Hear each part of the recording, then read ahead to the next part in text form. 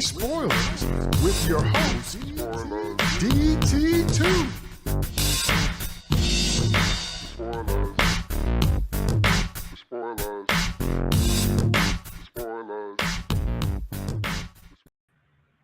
What's up, y'all? DT2 Comics Chat here. Sloppy Spoilers is back. And tonight we're going to be talking about Star Wars Andor Episode 5. Oh, wait, I'm sorry. Yep, it was kind of boring, but that's just my opinion. I'm going to bring on my co-host, and we're going to hear what they have to say. Welcome to David, Nemesis Howard. Hey, what's up, everybody? And so glad to be here. Glad to be back with some sloppy spoilers in the new year. And yeah, I can't wait to talk about this. But to be honest with you, it's been so long since I watched it. I had to go back and rewatch it, and I ended up taking a nap. So, I did see it. But yeah, it'll be interesting to talk about this episode. No, definitely we caught it between Z's. Welcome to Steve, Shadewing Sellers. Yeah, good to be back. Good to have a nice new year, and Blood World is here, which is nice as well. And so, kind of starting with Andor, I don't know. I thought that it's been getting consistently better since the third episode. At least there was nothing really egregious that we had really talked about, like in the first couple of episodes. I agree, it's not like where I would like it to be. It certainly has its moments where you're just kind of like, okay, that happened, and we'll move on. And then there are other things where I'm a little bit more intrigued by. So while I don't think that this is the best the show has been, it's certainly not the worst either.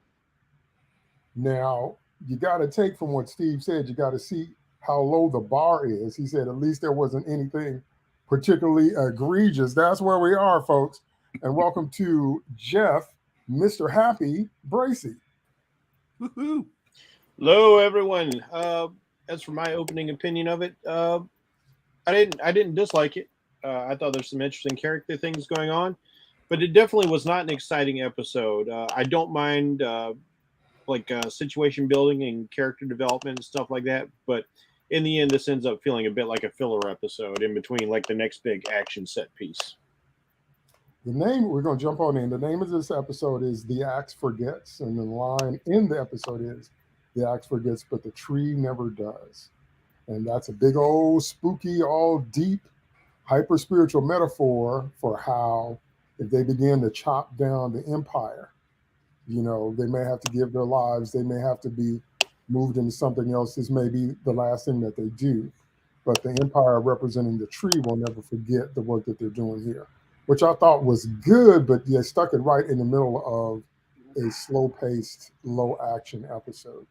Now, if you want to understand what this series is, if this is your first time watching it,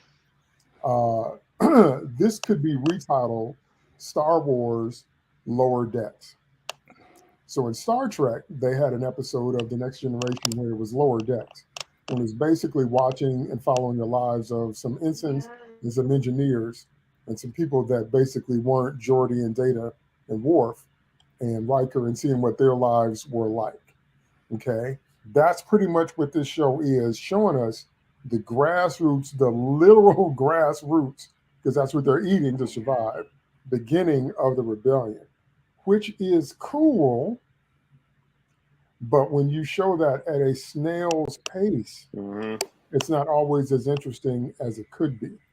Now, there are some dynamics I found interesting during this episode, and we're going to bring those out. But this isn't really going to be a long one because, again, not a lot happened. If I could subtitle the series Star Wars Lower Decks, if I could subtitle this episode, I would subtitle it Everybody's Belly Aching. There are no characters, no scenes, no anything where everybody's not constantly belly aching.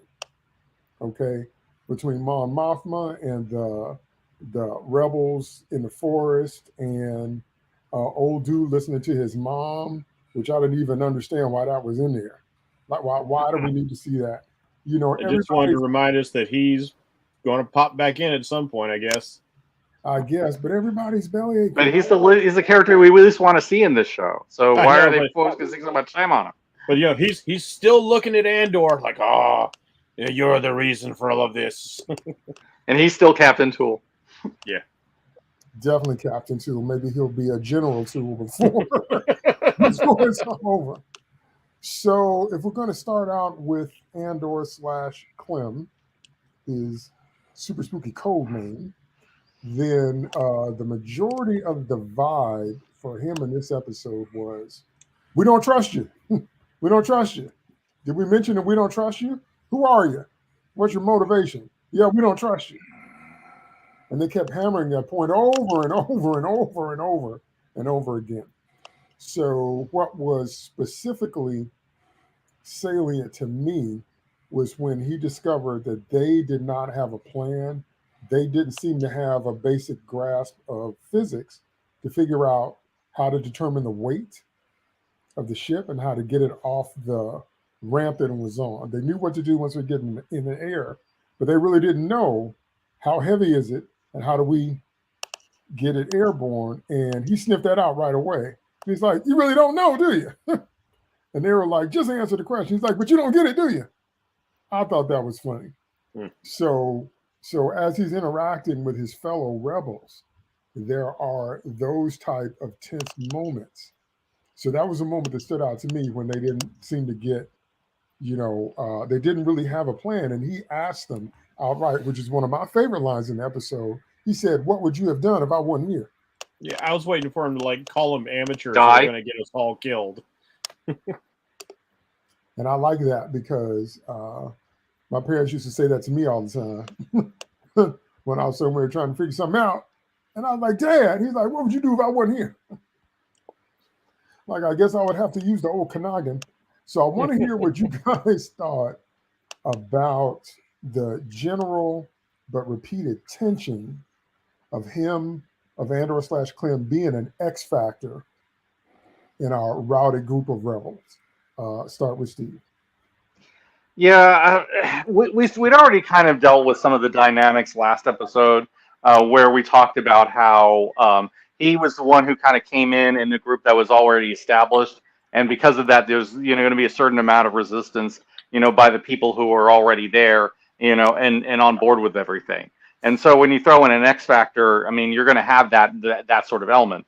The problem is like they seem to be playing it up and up and up, because they don't seem to have anything else to do or to say. And because of that, I just feel like some of the stuff falls flat. There are moments where you really kind of feel like you get to know some of the team members, particularly Nemec. But when I get those feeling, it's not, feeling like, okay, this is a cool character I want to know more about. It's more like, I know this guy's going to die. They're going to kill this kid. He is going to be a casualty. And so you're letting us get to know him because he's not going to last very long, and you want to establish that he meant something to Andor for some reason. And so, because of that, you don't get as much weight, I suppose would be the right word, as you might otherwise from getting to know some of these characters. It's not like Aliens where, okay, you got to know all these people and they were all really well done, and you got to see that in the span of, some very small moments.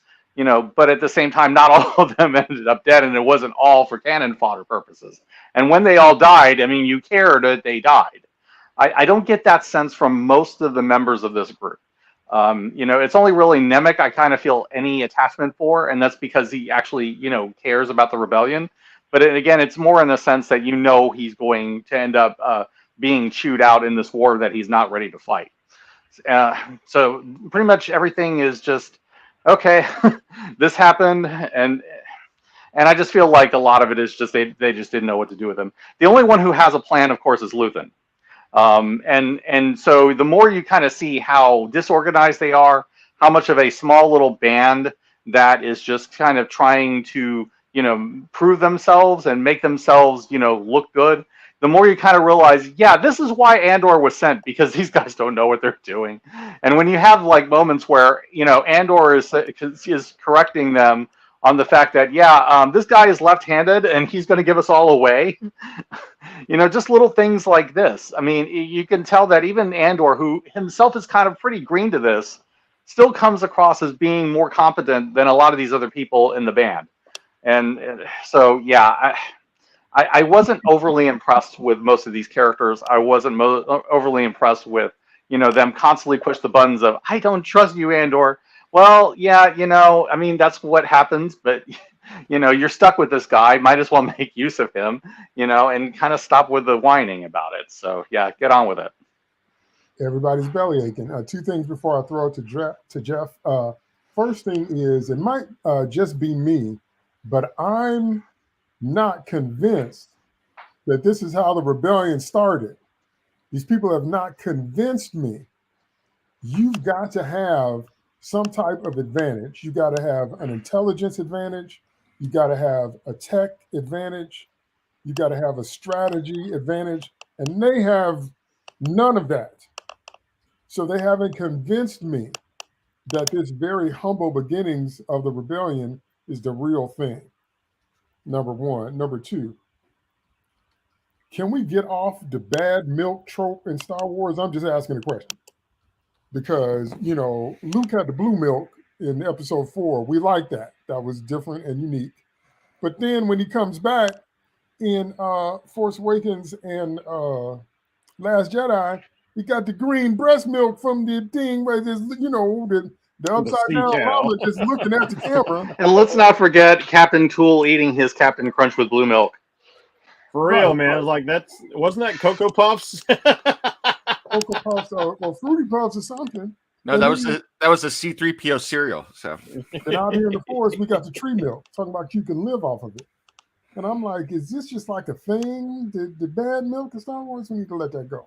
But anyway, Jeff, what did you think about the still playing tension between Clem/Andor and his comrades? Okay, now to a degree, I can definitely accept this. It's not just like when you're getting ready to go on a mission and you have a new person brought in and they haven't drilled with you. That's going to create a certain amount of tension as it is, because you're like, oh man, does this guy know what he's going to do? Is he going to be able to back us up properly? But you've got to compound that with the fact that a bunch of these people are just, they're rank amateurs. They're farmers. They're people. Like, we've got one soldier in the group, another soldier who's like on the base. We've got Andor, who's this, pretty competent thief. And so you got a lot of very disparate people. And I keep thinking about how like maybe the French partisans might have dealt with somebody trying to, be placed into their group all of a sudden when you're under occupation. That would create a tremendous amount of constant stress and pressure and, a lack of trust in anybody who you have not had a proper amount of time to build up trust with. So I get it. I do get it. But if you've made the decision, especially in your leadership has made the decision to take this person on, you kind of have to roll the dice on that. You're either going to do this or you're not, because if the trust continues to break down, well, it's going to break down when you're really under pressure. So even though these people are not professionals, I'm trying to give them the benefit of the doubt. I think if you're going to take on a mission like this, you need to just go ahead and it's like, okay, she said it. We've trusted her this far. We should just roll with it. And, we got over it day one. We should have just gotten over it with day one, at least as far as like being very open about it. It doesn't help that Cassian Andor is kind of sketchy as it is, because he's weird about his personal space and all that, and of course he's hiding a fortune on him, which Shane clues into. He clocks that, and so that adds to the sketchiness. So for me, it was believable, but it also got to the point where it got to be a little bit tiresome. Well, as always, passion without precision is not going to win. You know that. Yeah. You know that no matter how hard somebody's fighting you, if they're just pinwheeling or swinging, or they're angry or they want to take you down or they hate you, that's no match for somebody that's trained. And so that's what I mean when I say they keep showing us how I hate the Empire for this reason. I hate the Empire for this reason. And, we're trying to make a difference. And like Luthen, that's how Luthen got Andor involved. Do you really want to make a difference? And again, the name of the episode is, the axe forgets, but the tree never does. Okay, but all that passion is not going to do you any good if you don't know what you're doing. Yeah, it's not good enough. I mean, passion might work on, say, like a battlefield. If you were like running at somebody's sword and axe, like if you've got the berserker fury and all that, but like this is a military level operation they're trying to pull off, and that's where you need tactics and precision. That's right. And I'm reminded of Wonder Woman's words after Tower of Babel when Batman's contingency plans had taken them all down after they'd been commandeered by Ra's al Ghul. Wonder Woman said, I can't go into battle with comrades I don't trust. If I don't know their agenda, if I don't know what they're doing, can't fight with them. She's like, can't do it. Can't be out there with somebody who doesn't have my back. So I do agree with you, Jeff, that it's feasible and reasonable. They haven't convinced me yet that given these conditions, that this is how the actual rebellion started and that it even survives past this. Because based on what we've seen so far, it means the Empire has to be so incompetent. And maybe that's what they're working up on. Not incompetent. I think the Empire's become so complacent. They've totally dominated. And we even get like a little bit later in the episode, we get Luthen. He's stressing out about it because he knows how unready they are. And he even they're a says, bloated, inefficient bureaucracy, and we see that when we see the ISB. No, I'm not talking about the Empire. I'm talking about his rebellion. He's sweating that. Yeah. He knows these guys are incompetent. He's just taking advantage of the fact that they're green. Yeah, he goes, I wanted it too much. Yeah, I was like, he's using them all as pawns, knowing that they're inexperienced and they're not going to see what he's really doing. Yeah, they're potential fodder. I will look at it through the lens of complacency in terms of the Empire. One thing we have seen that makes sense is that they're still kind of grandstanding in their own little units. So we know that each unit that has a commander, they seem to be, trying to prove something instead of having an overarching goal. And they're probably trying to climb the ladder. Yeah, I was about to say, if you don't have a battle to fight, you've got to justify your rank and your potential advancement. Because that's all they're looking for at this point. Is like they've won the war, they beat the Jedi, they've crushed the rebellion, or whatever the Senate and all that was before. So how do we advance? Well, we've got to be a better bureaucrat or a better fascist than everybody else. Makes me wonder what Palpatine is thinking about that too. Go ahead, Nims. What do you think about the general tension between Clem/Andor and his companions? Well, first of all, I have to say that, going back to the previous episode, the whole Clem thing is just weird for me. And I go back to the Walking Dead game and everything. So that is always in my head, But the whole tension here, I didn't have a problem with it at the beginning. The last episode we talked about, there's going to be this tribalism there where the group has merged and an outsider coming in. You're going to feel that. However, this episode continued that. And the problem I have a little bit with the writing here is that you need to get into that headspace and understand what you're doing and understand the psychology of the group dynamic and everything. You're still going to have that tribalism, but the writers have gone, either the writers or the performance, they've gone past tribalism into paranoia, And if you're going to have paranoia, if that's just what you're setting up, that everybody in the rebellion, and this is the real problem I had here, is that everybody in the rebellion is paranoid of everybody else, that everybody is looking over their shoulder for the next shoe to drop. Okay, that's interesting, but that is a whole different thing than a military unit saying, hey, you're bringing in the pro from Dover at the end. What's wrong with me? We're going to give this guy a hard time, and eventually he's going to prove himself. You could do that in a couple episodes or, one moment where they gel together as a team. If everybody is paranoid of each other and worried that the next person is an Imperial spy and everything, that is a whole other game that we're playing. And that is a whole other dynamic that we're dealing with.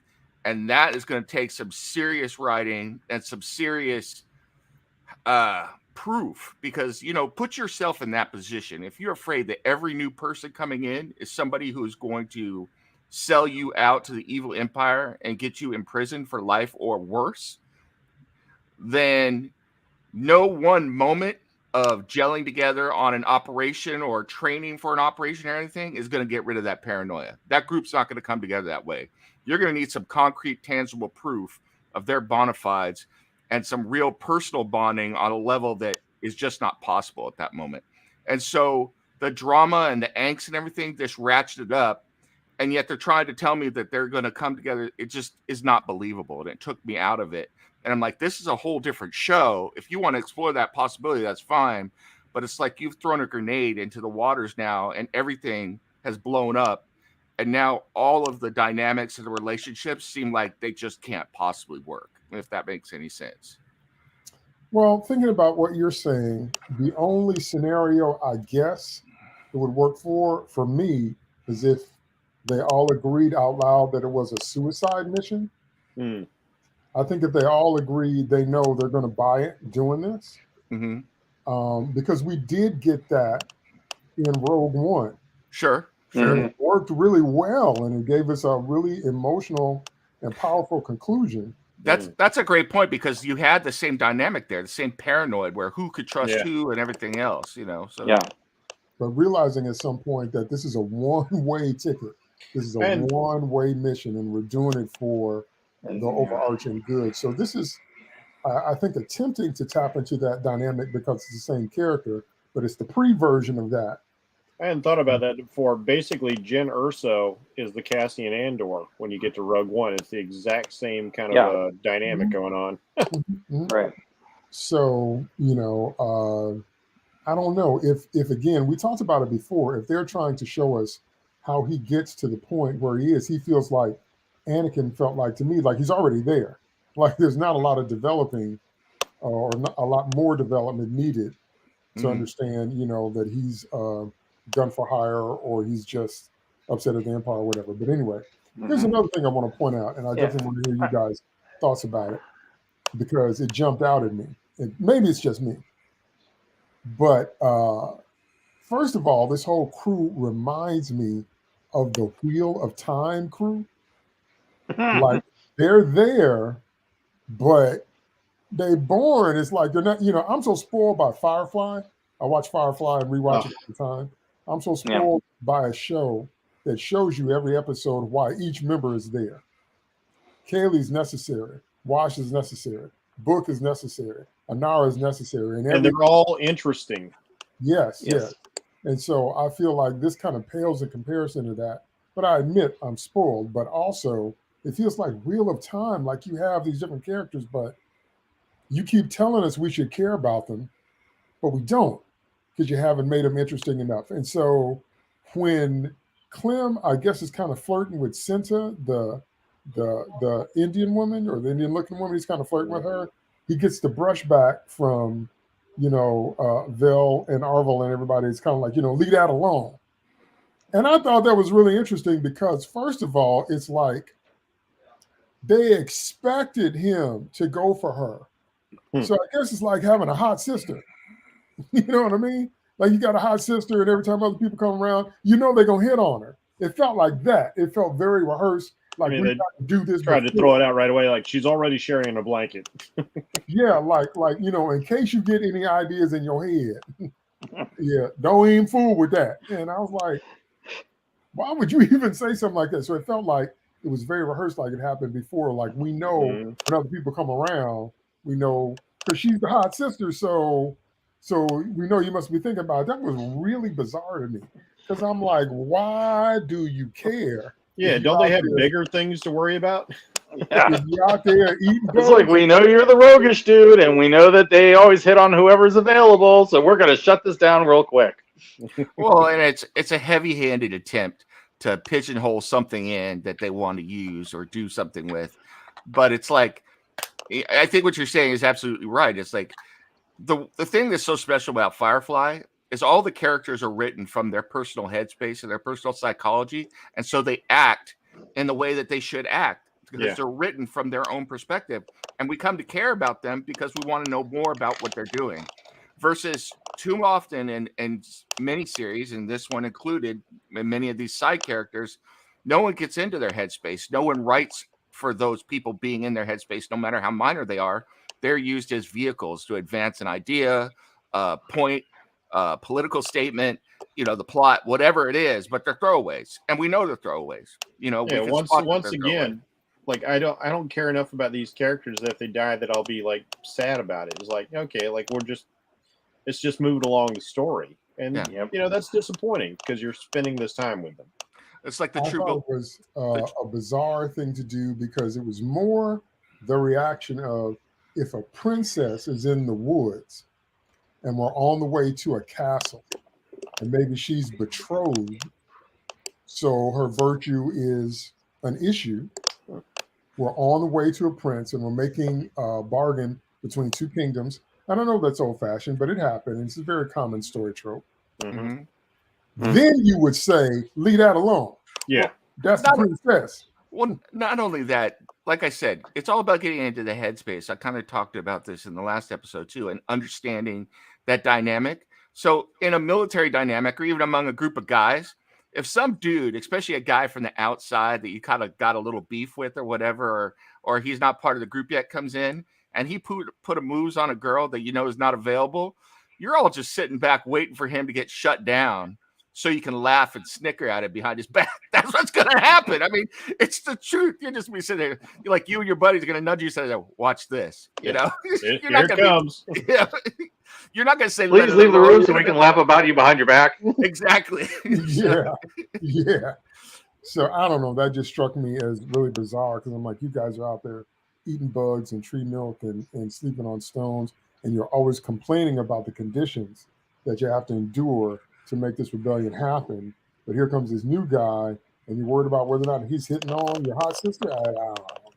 All right, Yeah, so I'll tell you from having been in these military situations where you're camping out in very uncomfortable conditions for an extended amount of time, after a while you just stop complaining about it. And they've been out there more than enough time to stop complaining about it. You just get on with it.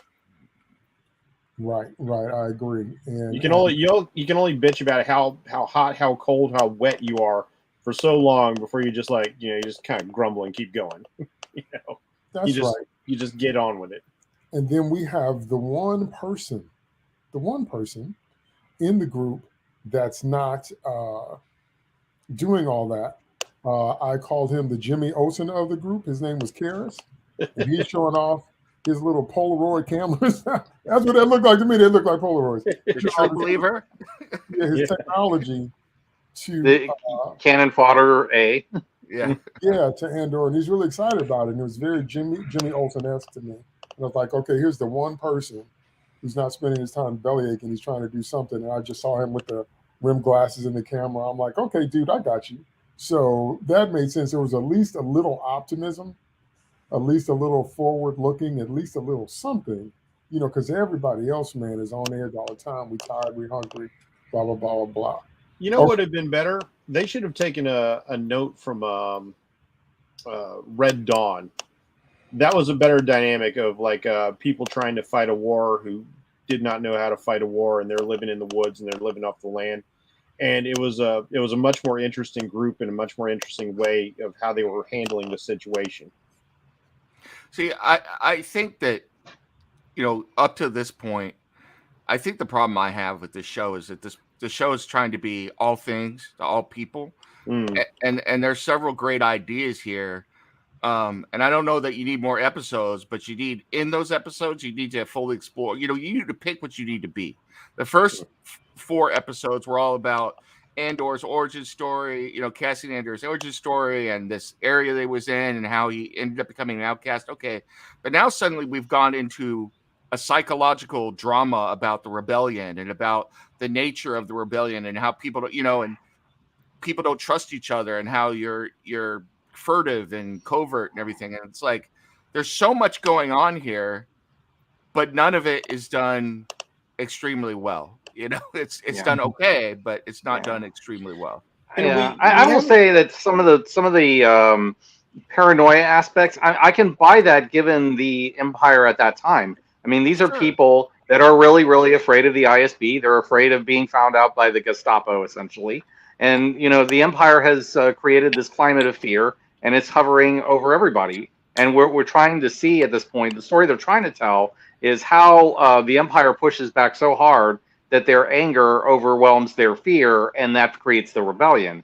It's just that we're not really seeing it executed that great, as you're saying. Yeah, exactly. That's the one point. We haven't seen the reason for the paranoia. The Empire is they're so complacent in the fact that they've won, they've dominated everything, because this is years after the loss of the Jedi, and the overthrow of the Senate and all that. we haven't seen them using the secret police. We haven't seen them inserting people into the lives of others like you did in like Orwell's 1984, where you find out like the main character's best friend is actually an agent watching over the people to make sure everything stays, to the status quo. We really need to see that sort of thing. The worst thing we've seen so far is a jealous guy call in a marker on Cassian because he was a jealous guy. Yeah, and like you said, I agree with both you guys. I mean, these are all valid things. In fact, I think they're very good things. The part with the paranoia, I think, would be incredible to watch. But it's like you need to pick a lane. That's kind of, if I had to say anything to the writers, it's like pick a lane. It's like pick a lane and go with it. Because I don't think that any of this is bad. It's just you need to decide what this show is going to be and go with it. Just like try to tell one story, not every story. Yeah, we spent a bunch of time with the Aunt Cassian when he was a kid, and where has that gone?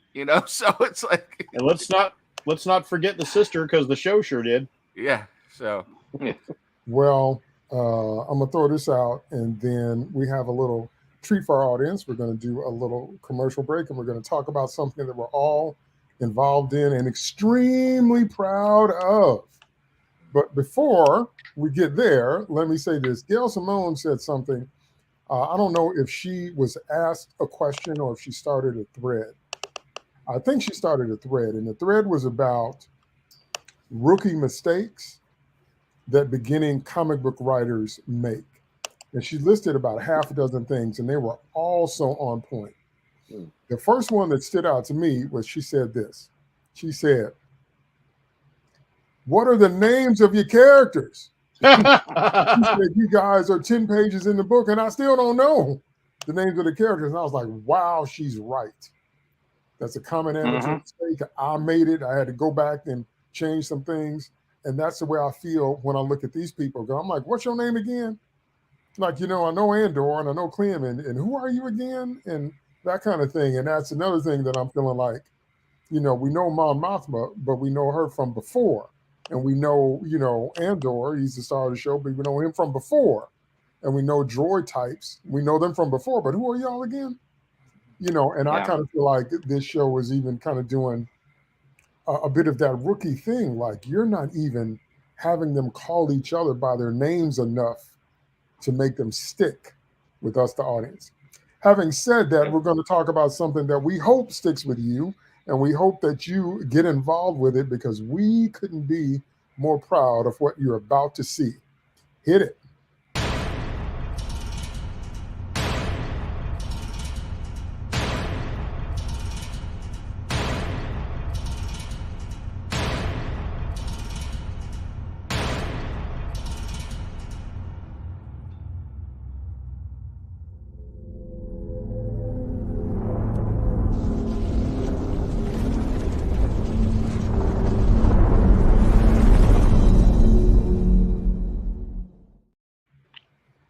All right. I'm going to let Nims expand a little bit more, but I want to tell you that Blood World is 6 separate stories by 6 separate writers, all dealing with an aspect of the future world that we're in. But I'm going to let Nims break that down even more. Well, I have to say that I am very honored and lucky to have these 3 gentlemen with me as writers on Blood World, and Jeff is also a illustrator on Blood World. And Blood World is a graphic anthology set in the Blood World universe. It's something I came up with, and all 3 of these guys and Mike Nunley, who is also a writer, have taken that concept and run with it. And so we have a graphic anthology for you, 6 separate stories plus some other material, including a couple one-page one-shots that are little teasers for other material that are in our new title from Raincross Press now, Blood World #1. And the crowdfunding campaign for it is now live on Indiegogo. So if you click that, or if you go to Raincross Press on Twitter or Facebook or Instagram, you will find the information. You go there and find it. We got all sorts of great merchandise. We got a lot of great tiers. And real quick, I'll just say, for all of you out there, for $13, you can get 80 plus pages of Blood World plus 10 free digital comic books. That's over 300 pages of content for $13. Can't find a better deal than that. So I'll leave it there. Now, those of you that are longtime comic fans and those of you that are even new to comic books, you need to understand we are in a transition period. We are in a place where indie comics and indie creators and new ideas are bursting forth. And so that's why we're so proud of what we're doing here, because we're all writing stories that we want to read. We're all writing, and Jeff is also drawing stuff that we love. So we're pouring our heart and our passion into this, and that's always the key. Like eating a good meal. So you get to be a part of this, you support this, you're going to get some great comics, some great stories by people that love great stories. So I'm sure you'll enjoy it. All right. Absolutely. Thank you. And thank you, everybody. And thank you so much, DT, for the plug there. So Absolutely. Absolutely. So to jump back and begin to finish our review of this episode of Andor, I will talk about the coolest thing, and I will talk about kind of the straw that broke the camel's back for me in the episode. The coolest thing in this episode is still the TIE fighters. Cannot get enough. I just can't get enough of the TIE fighters. The sound. Now, this is another thing for you would-be filmmakers, and I'm sure that Jeff can add more to it. Every element of a movie counts. Your makeup, your lighting, your acting, your writing, your direction, your camera angles. But Star Wars is successful not just because of its characters, but because of its sound design. Its sound design, that is actually how you know Star Wars. If you closed your eyes and you heard a lightsaber firing up, you know what that is. If you close your eyes and you hear Chewie say anything, you know what that is. If you close your eyes and Vader doesn't speak, he just breathes. You know what that is. That's sound design. Okay? And with the TIE fighters, man, I can't get enough. I love the way they look. I love the way they sound. Whenever they're around, it emphasizes the presence of the Empire in this story. And I just love it. Can't get enough of it. And my favorite picture, and I'm going to throw it to Jeff for some more comments on sound design in the movie.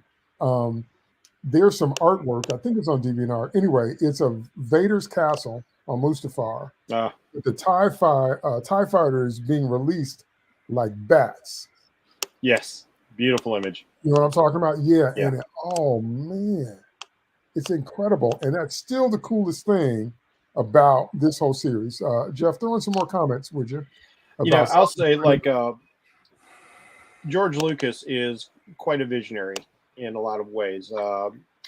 He's an exceptional idea man. He's an astounding world builder, and he's very picky about his details, as the best of auteurs are. When you look at somebody like a James Cameron, for instance, who's very particular about all his details, and this goes all the way down to the sounds. And with Star Wars, you have a number of really iconic sounds. Like you said, when you hear these sounds, you know it.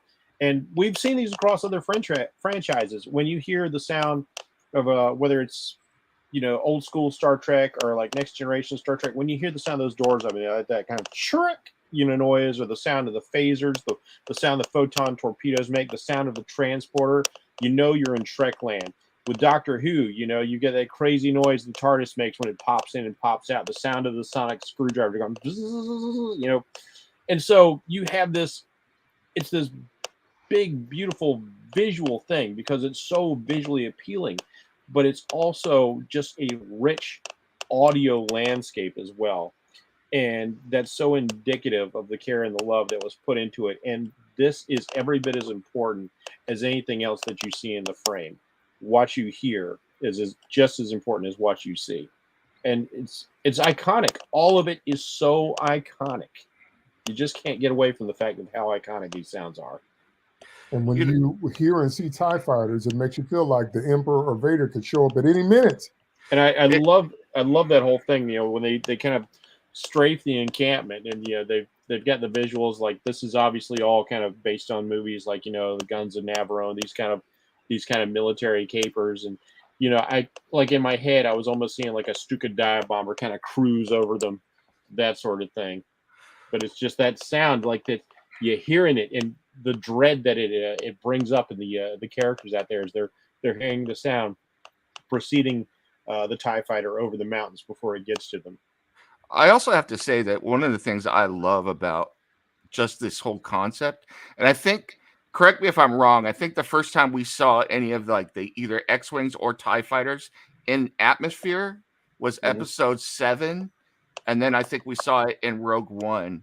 But just the idea that these space-based fighters are in the atmosphere is terrifying and cool to me at the same time. It is terrifying when I think about other sci-fi franchises like what they did with a Babylon 5, and they did it again with Battlestar Galactica. These ships are they're not made for atmospheres, and you see them struggle. In Babylon 5, they had to actually adapt the Star Furies for going into atmosphere. And you see the Vipers from Battlestar struggle. They have particular landing craft that work in that. But here, Star Wars has a whole different technology going on. Like, these things are not aerodynamic. A TIE fighter is not aerodynamic, but they've got some sort of like anti-grav propulsion because we have our land speeders and all that. Neither is an X-Wing fighter, so yeah, so twin ion engines. It's ionic drive. Yeah. Exactly, but they've got their kind of like techno babble to work around it, and you just accept it, and that does make it all the scarier. If these things can zip around through the atmosphere with all these solar panels just ripping off the sides of them, Yeah, it's like it's just really cool. I mean, I don't remember which movie it was, but the first time I saw those X-Wings skimming in over the lake, and you realize that was definitely 7. Yeah, realize how fast they can go in space, and now they're attacking ground troops. I'm like, you guys are screwed.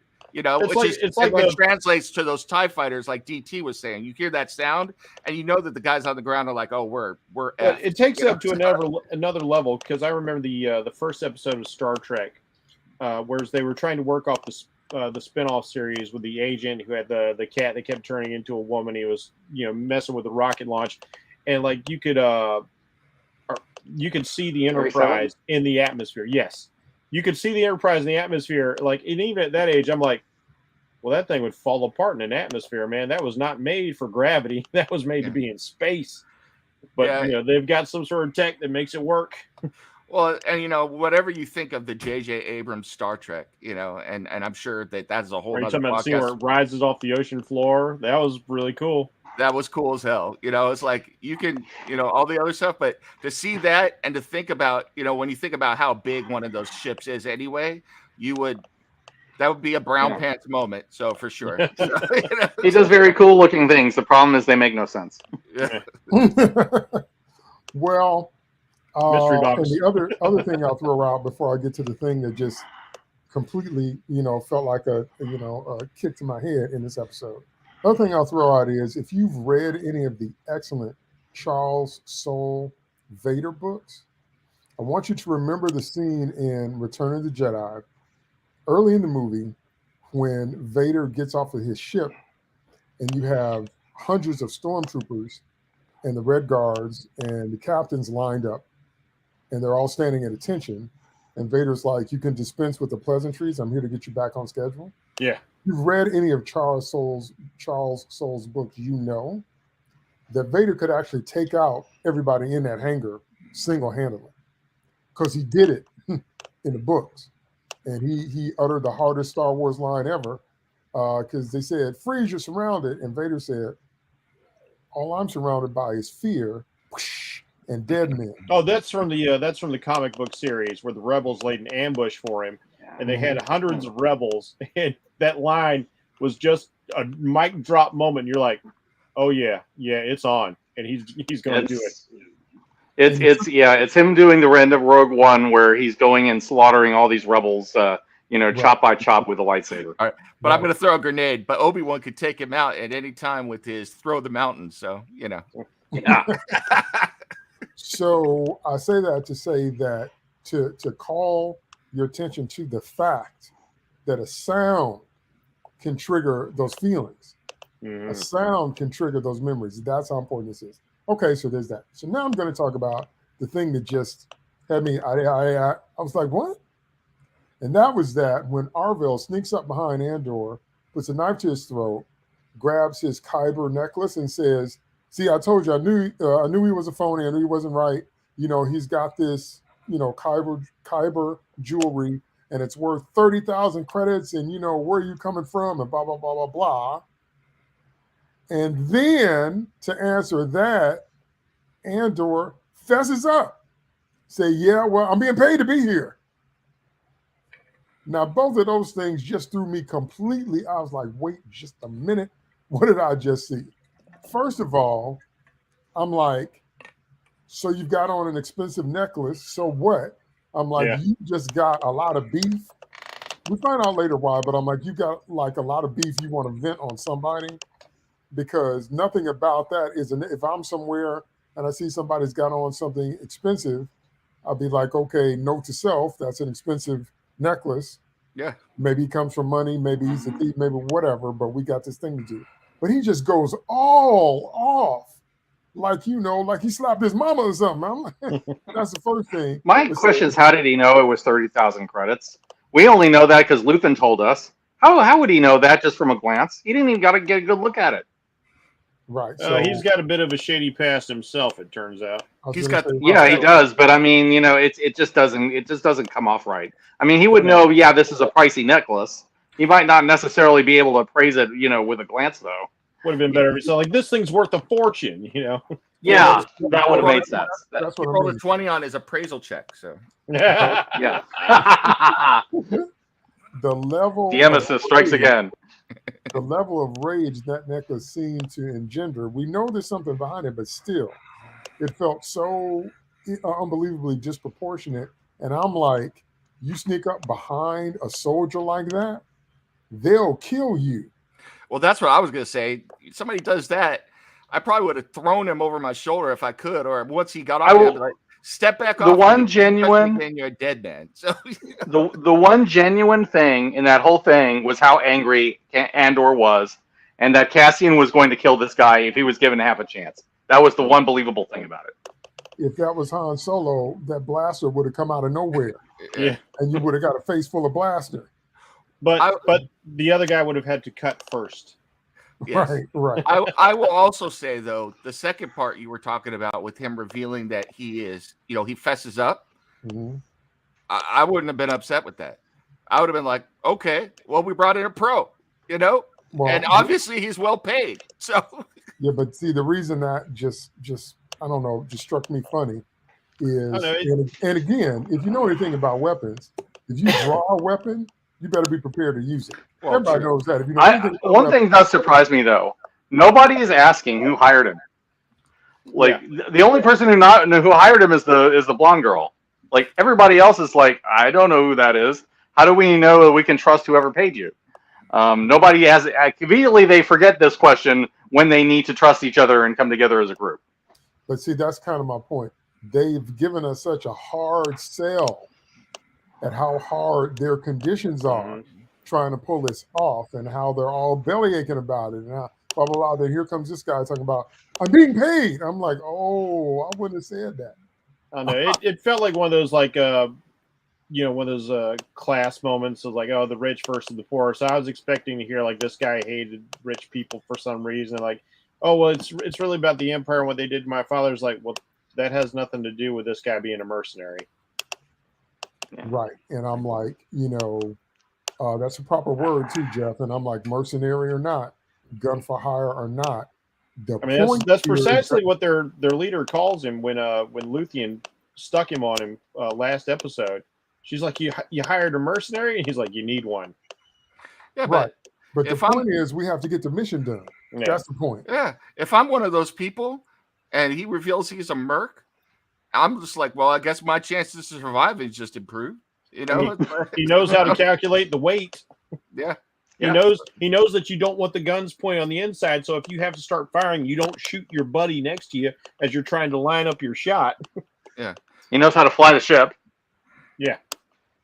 So it's like, as long as he's well paid, I'm fine with it. But I loved his response. He's like, all right, like, here's what's it. If you got a problem with it, good luck. I'll take off if you don't want me on the team. Yeah. I just got the impression that Andor just stopped caring about maintaining pretenses and Seems just it's like like, it. I just don't give a crap anymore. I'm just going to tell you what I'm about and just whatever. Well, and his reason was valid. Like, I don't want to spend this whole mission. We're already going into a suicide mission. I don't want to be looking over my back for Mr. Stabby over here. Now, that thing Steve just said is what I agree with the most, that he probably just got to the, forget the pretenses, kind of line what you can get to when you're in harsh conditions or when you're tired of people messing with you. I'm just saying, somebody putting a knife to your throat, that's all bets are off then, as far as I'm concerned. And people with military training would react. Once you get, it's not even muscle memory. It's deeper than that. You just react. You don't think. And everybody I've ever talked to that's in the military is like, you get to the point where you're not thinking, you're reacting. You're doing what you're trained to do. And I'm like, you put a knife to a throat of someone you don't know. You don't know how they're going to react. That's why it just jumped out at me. I'm like, that's so foolish and reckless. And while you're sitting there trying to call him out about the worth of his necklace, you just proved that you are a loose cannon on his mission. Yeah. And that, you might be snapping for the most superficial of reasons. So later on, he comes back and he tells a story about, losing his brother. And, I've always hated the Empire. I don't know what I feel now.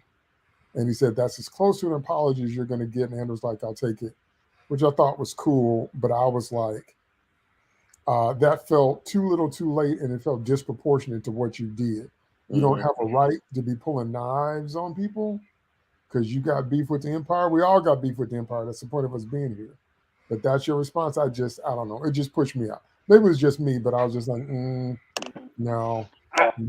I will say that it makes what happens to this guy in the next episode more palatable to me. But we'll get into that. We'll get there. Okay, and so basically, this is the night before the big hit, the big heist, the big caperoonie, and then we have these other subplots. Okay, so we have Mon Mothma, let me say her name right, dealing yet again with another brunette, snarky child. I'm starting to sense a theme here. And, and her daughter's like, Dad's going to take me. Why can't Dad take me? And then she says something to her mama, and I was like, she's like, it's all about you, isn't it? Have you looked in the mirror in your life? Yeah. Well, how long you been on the planet? 13, 14 years? Number one. Number two, I grew up differently. You don't talk to your parents like that. That's still with me. I couldn't talk to any other adult. I still can't talk to people that I grew up with that are older than me like that. I could never talk to them like that. So when she said that, I'm like, really? Really? You're sitting at your privileged table, eating your privileged meal, getting your privileged ride with your privileged clothes, and you're mad at your mama for providing all that for you? Really? Well, not only that, I think the writers did accomplish one thing, which was when I saw that and knowing what Mon Mothma was going through and what she is sacrificing, everything, I wanted to go through the screen and slap her. I was like, I don't want to be like, yeah, sweetheart. I will say though, okay, we get characters like this all throughout Star Wars, but this is one of the first times when I've seen one of these, and I realize we're not supposed to like her. Like, although all the other ones, they're trying to convince them that they're great characters, and it's like they're not. They're absolutely not. This girl, it's like you're supposed to not like her because we're supposed to sympathize with Mon Mothma because we're seeing how badly Mon Mothma is treated by her own family, while she's just trying to do good for what's left of the Republic and trying to salvage everything, And we're seeing what she's sacrificing. So we appreciate her more because their daughter is such a tool. I mean, and her husband is a tool. Yeah, we already don't like her husband, so and she's on Daddy's side. It's like, well, I noticed we didn't see them there on Yavin. So you're saying that you chose the wrong friends. This time it will cost you. We should call the show Tool Time. Is that what you're saying? Yes. We did say that there was a whole toolbox in this show when we started. A whole toolbox in this series. So, grown Leia, we like. Padme, we liked. We meet her being a child and a teen queen and having grown to being a senator. So both mother and daughter had a lot of pressure in their lives and had to play high stakes games at an early age. Padme and Leia will take it. Jyn Erso, okay, you just attitudey. And then we get baby Leia, which is actually 20-year-old Leia in a 10-year-old body. And I'm like, and then we get this girl. I'm like, I did this thing. Oh, It's getting kind of tired. You're forgetting one. You're Who am I forgetting one. Who am I forgetting? Ray Palpatine. Well, see, I was thinking about her. Oh, come on. How about General Admiral Gender Studies? Oh, but we were Reva. talking about brunette, so you know. Yeah. Admiral, hold up. But anyway, yeah. Oh, yeah. Admiral, hold up. That's right. I'm gonna break the laws of physics and I'm gonna ignite the star drive and close to everybody. But anyway, so I'm like, I don't even think about Ray because Ray is like not even a person, like literally in the canon. She's actually not a person. So I'm like, okay. But anyway, so all this is going down, and I agree with Steve's assessment that because we're privy to the bigger picture, we can kind of more sympathize and empathize with Mon Mothma in that you're dealing with this kind of ridiculousness in your personal life, and you're playing the highest stakes game of all, and you've got the most to lose, and the galaxy's at stake, and you get it, and like nobody around you does except you and Luthen. So I agree with Steve's assessment that it makes her more sympathetic in our. I mean, it is tragic when you think about it. Like her home should be her refuge from all of this that she's every day she's in fear of like being arrested, losing her position, and what's going to happen to my family. Am I going to be executed? Am I going to go to a penal colony? What's going to happen? So you would hope that like your home would be the one place where you would feel at least safe and content. And she doesn't even get peace there. She really is like a tragic hero. All right, and then y'all gonna have to explain to me why we needed scenes of Cyril, the rent-a-cop, and his mother just berating him while he's eating his fruity pebbles. I'm like, why is this in this episode? Why? Because What do you guys think? We're trying to tell all the stories instead of like Nim said, instead of focusing on one. This could have all been like pulling. They're trying to convince us to care about this guy by the time he comes back, and I'm just like, no, you're never going to make me care about this guy. He deserves to be, in this house, crying over his milk. I don't like him. You're never going to make me like him. Well, I did feel sorry for him, but I still don't like him. He's a minor character, and it's like if he's going to come back into it at some point, that's fine. But we don't need to keep going back to seeing him doing whatever he's doing with his mother. It's like, good. We understand you hate your mother. I mean, it's like at this point, I'm expecting him to go Norman Bates on her, so it's like, she is kind of annoying though. I will say that. No, she absolutely is. She wasn't kind of annoying. She was the definition of annoying. Absolutely. So in terms of how Mon Mothma signs everything off, and that was the second best line, is that it'll all be over this time tomorrow. Or did she say that? She said that, right? No, that was Luthen's his aide in his shop. Oh, yeah. Okay. Right.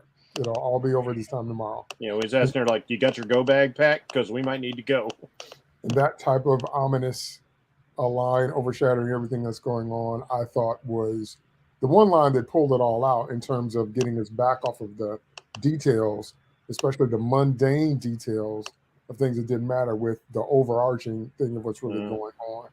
I just wish this episode had condensed, because you could really condense this one. It's about 15 minutes, and it would have been fine. And then we can move on to what's happening going forward. But anyway, so that's why I say this episode felt like filler to me. Like it's like you said, you could have gotten the salient points down, and the rest of it was just there for time. There comes a point, if you eat taffy, that you can stretch the taffy so thin until it comes apart.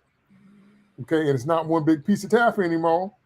It's just little slivers, like Wanda did to Reed Richards up in Multiverse of Madness. So that's what this felt like to me. Like, we're just going to stretch out every little detail down to the tree milk, blah, blah, blah, blah, blah. And so I'm hoping that the payoff in the subsequent episodes will be kind of worth this setup. When you throw in an alley-oop, you have to put the ball over the basket, and then your teammate has to slam it home. So I'm hoping there's, a lot of slamming at home after this, and because this is so forgettable in terms of an episode in the overall scheme of things. It's so forgettable. It's got a couple of great lines and a couple of tense moments, and we're like, next. Yep. So, closing thoughts. What do you think? Yeah, I mean, I agree. I mean, I think it's like Jeff said. I think it's a filler episode. Everything that's gone on between him getting off his planet to what is going to be some sort of operation could have been handled maybe in at least one episode. At the very most one episode, maybe even part of an episode. We didn't need all of this. So it felt gratuitous. So yeah, it's all set up. It's all set up. It's once we finally get to where it's going, okay, yeah, then things start happening. That actually matter, and we can have meatier discussions about those things. But in the short term, it's like, okay, we know that nobody likes Andor. We know that nobody trusts each other. We know that everybody has questions about this. We know, Mon Mothma is basically afraid of everybody. We know Luthen is in the shadows, plotting some big thing. And my feeling is he ends up benefiting no matter who, how the operation turns out in the end. I think he would have planned for all that. Yeah. So, but beyond all that, it's like, is there anything? No, not really. It's an episode. Things happened. The end. Yeah, I still think the biggest issue I have is that there are 3 or 4 shows in this series. There's a Birth of the Rebellion show. There's a Within the Heart of the Empire show where you have Mon Mothma and Luthien trying to navigate Coruscant and be rebellion there. There's a Cassian Andor show if you want to see that. And then there is some other show about like the ISB and everything, which could be interesting as well, like an ISB show. So there's like 4 shows all packed into this one. So yeah, it's a big old kaleidoscope. And the sad thing is, when we did the opening statements, I said, like, I like the character things, and I actually like the character spots, even the stuff with like Lieutenant Toole there, because we're getting a little window in. But I kept waiting for things to lead to something, to build towards something. I kind of like seeing a bit of that dynamic with his mom, but I wanted it to be more than just her haranguing him for 2 scenes. It didn't really build to anything particular. When we get in there and we see the Imperials, the 2 Imperials who have figured out like something's going on, it's too random to be random. I thought that was interesting. I wanted to see a little bit more of that. We only get like a little blip of Luthien. I wanted to see some more of that. And if we're going to show Mon Mothma, like, yeah, her home life, we already know it kind of sucks, but I wanted to see something more. I wanted to see her do something, and that's what the whole episode was for me. Like, I enjoyed some of the character moments, but the whole time I felt like I was waiting to see something actually happen. Yeah, this shows eventually it does, but it takes too long to get there. This shows the opposite of Moon Knight. Moon Knight had 6 episodes, could have benefited from at least 10. This show has 12. They could tell the story in about 6 or 7. Yeah, and I absolutely agree with Jeff. I mean, I don't know about you guys, but I would watch a whole show based around Mon Mothma and Luthien on Coruscant. Yeah, I'd love to see Mon Mothma dealing with the Senate and dealing with the ISB and everything else, and then Luthien behind the scenes doing his stuff as well. I mean, that would be I think the problem is this mission. I mean, my feeling is that, okay, if you're going to bring in Cassian and you're going to bring in Luthen and you're going to bring in Mon Mothma, have what Cassian is doing matter to the other part of it. I just really feel like it takes too long for that to happen because everything is so remote. He doesn't even interact with Mon Mothma really, and he's only even met Luthen really once, and he dropped him off on the planet and just flew off his own way back to Coruscant, never to be seen again. And I just feel like it's not concrete enough. Everything is too distant, and I think that's a large part of the problem. Hearing you guys say that, I just realized this show really. I'm not going to say the writing is bad, but this show really feels like multiple writers with no showrunner overlooking it, trying to keep everybody on one path and one arc. Like just everybody threw ideas up against the wall and it all got thrown in there and used. Yeah. So it's like, oh, he's chasing after his sister. And, oh, here's Captain Toole. And, oh, here, look at what's going on in the rebellion. Look what's going on in the ISB. All of these most of these things are things that could be worthwhile if developed properly. But right now, it just seems like it's a stew and it's not mixed well at all. Yeah, it's like a bunch of serialized episodes that are loosely tied together with each particular character, sub-character set. And like we got to string it together somehow. Well, if Kathleen Kennedy ever gave me a show, I would take a totally different approach. I would have written a show about the ISB, and the Emperor would pop up, and Vader would pop up, and we would see Mara beginning to be the hand of the Emperor. We would also show how her activity is actually what fed the rebellion. So I would take a totally different tack, but that's just me. I would totally watch Mara Jade, Air Agent of the Empire. I was that about would be to say, great. I kind of want to see that show now. I will say the over/under on Kathleen Kennedy giving you a show is about minus 2,500%. So, Well, you know, life is strange. All right. On that note, I want to thank my co-host for joining me tonight. Thank you so much, Nims. oh, no problem. Hey, Kathleen Kennedy, the man over there is available, right? Oh, over there. So go get him. Thank you so much, Steve. Yeah, it's really been glad to be back. Glad to be looking into all these different shows. And honestly, this is not a bad show to discuss. It's just that this episode is bad to discuss because it's so empty. But, you know, I'm looking forward to talking about when things could start to get meatier. Thank you so much, Jeff. Yeah, I pretty much feel exactly like Steve. This show was not worth less, but I wish it had been worth more. Ooh, great well line. Said. Well said. Yeah, that can be an iconic line. And we want to thank our viewing audience. Thanks to those of you that watched us live, and those of you guys that are watching this on the replay on YouTube. Don't forget to check out Comic Crusaders, and we literally have something for everybody.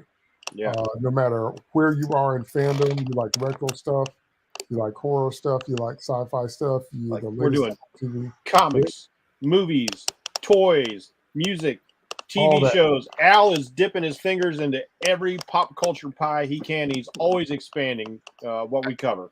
And I will tell you, the next episode of Cinema Crusaders is coming up, and we're going to be doing science fiction. And the first episode will be the classic Forbidden Planet, starring Leslie Nielsen. Oh, nice.